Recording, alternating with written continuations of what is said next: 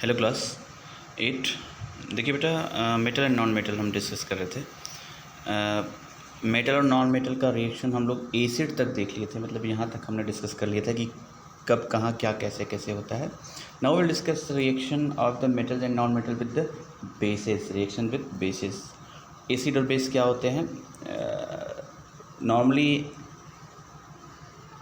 Acid और base को पहचानने के लिए लिटमस पेपर का हम यूज़ करते हैं। We will discuss in the next chapter या नेक्स्ट कभी जब आएगा मौका तो देखेंगे एसिड और बेस होता क्या है एक्चुअली। बस ये समझिए दोनों एक तरह से लगभग अपोजिट टाइप के कुछ सब्सटेंस होते हैं, अलग अलग बिहेवियर रिप्रेजेंट करते हैं।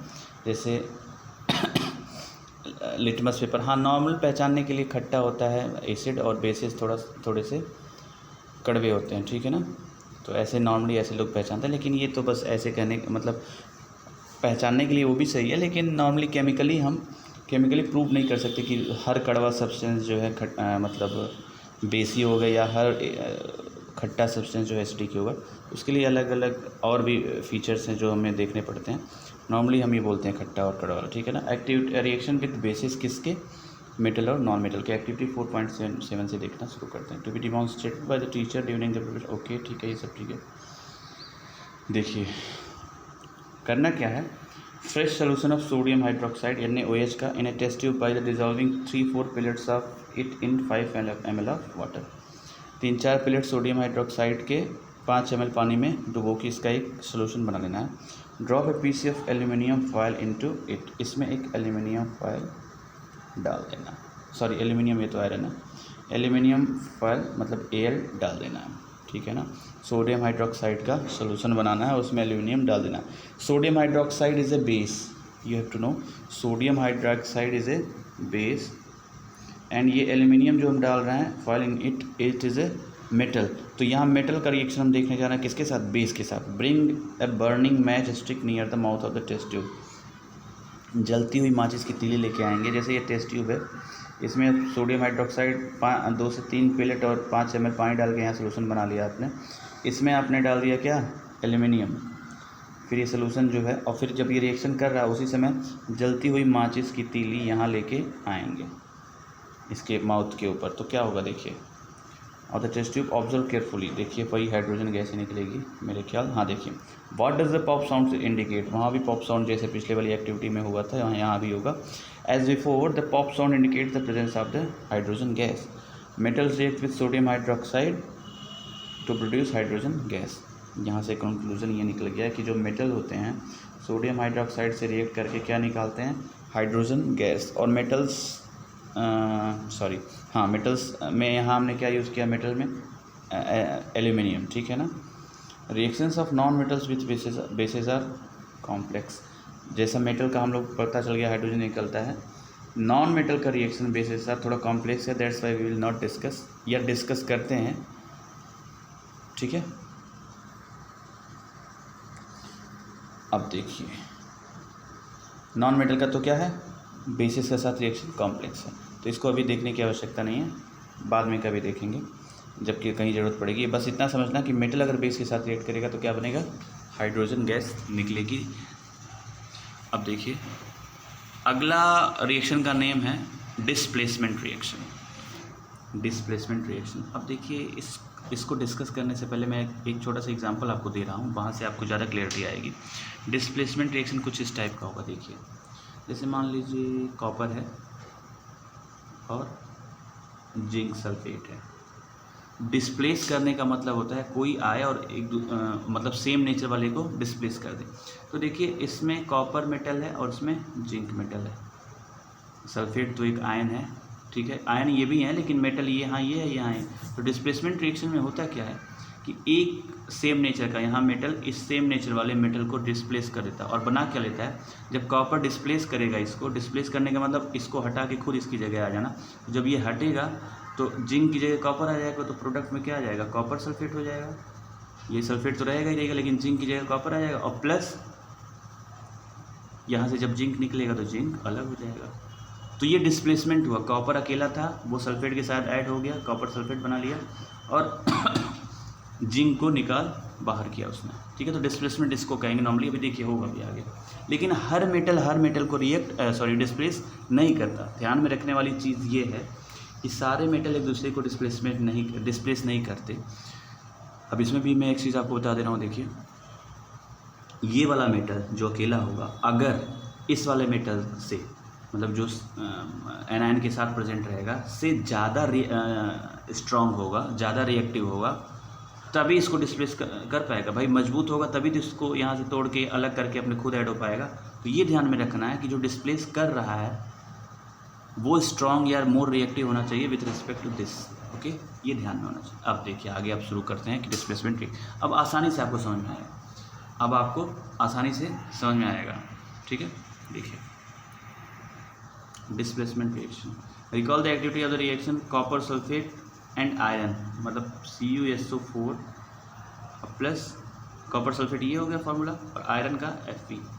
तो वही होगा, Fe जो है क्या करेगा, Cu को डिस्प्लेस कर देगा, FeSO4 बना लेगा इसके साथ मिलके, और Cu अलग हो जाएगा। तो इससे ये प्रूव हुआ कि iron is more reactive than copper, okay. Iron that you perform in class 7, let us observe some more reaction of that kind. Class 7 में एक्टिविटी आपने शायद करी होगी कि आयरन को कॉपर सल्फेट से रिएक्ट करा के डिस्प्लेसमेंट रिएक्शन हम कराएं। लेकिन अब एक्टिविटी 4.8 देखते हैं। ये थोड़ा सा लेंदी है, बट जहाँ तक हो पाएगा करेंगे ये मतलब एक्टिविटी, नहीं तो वहीं के बाद से फिर नेक्स्ट क्लास में डिस्कस करेंगे, ठीक है ना। एक सेकेंड बेटा, देखिए करना क्या आपको, 100 ml का 5 बीकर लेना है, 5 बीकर, और उसका नाम लिख देना है ABCDE। Take about 50 ml of water, सब में 50 ml पानी डाल दीजिए आप, और हर में dissolve in each beaker a teaspoon of each substance as indicated in the figure 4.6a। Keep the beaker undisturb for some time. ये मतलब 100 ml के बीकर लेने हैं, उसमें 50 ml पानी लेना है, और हर में अलग अलग सब्सटेंस डालना है। सब्सटेंस डालने के बाद क्या करना है, ध्यान से देखिए, उसको छोड़ देना कुछ दिन के लिए मतलब कुछ देर के लिए, और फिर ऑब्जर्वेशन नोटबुक में ऑब्जर्व करना। अब देखिए होता क्या है, 5 बीकर हमने लिया 100 ml का, और सब में आधा आधा पानी लगा, 50 ml मतलब 100 ml का आधा 50 ml भरा, और हर में कुछ ना कुछ सब्सटेंस डाल दिया टीस्पून से। अब ऑब्जर्वेशन हमें देखना है, अब उसमें है सब्सटेंस क्या क्या, ये देखिए यहाँ से देख लीजिए सीधे। बीकर ए में कॉपर सल्फेट का सोल्यूशन होगा और उसमें जिंक डालेंगे, कॉपर सल्फेट का सोल्यूशन होगा उसमें आयरन डालेंगे, जिंक सल्फेट का सोल्यूशन होगा उसमें कॉपर डालेंगे, आयरन सल्फेट का सोल्यूशन होगा उसमें कॉपर डालेंगे, और जिंक सल्फेट होगा उसमें आयरन नेल या आयरन डालेंगे। ये डिस्प्लेसमेंट रिएक्शंस के कहाँ होगा कहाँ नहीं होगा वो अभी आगे हम डिस्कस करेंगे, लेकिन ये पांचों बीकर में ये स्थिति है। अब ये डालने के बाद होगा क्या, देखिए ए और बी का कलर चेंज हो रहा है,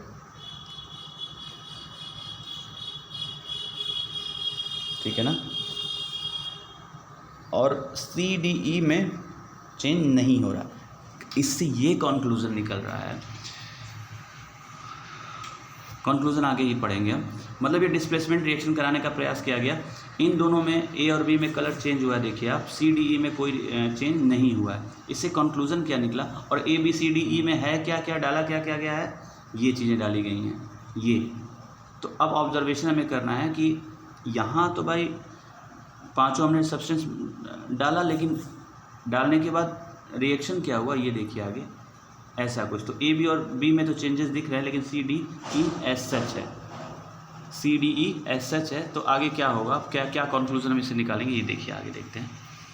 देखिए यहाँ दिया गया है,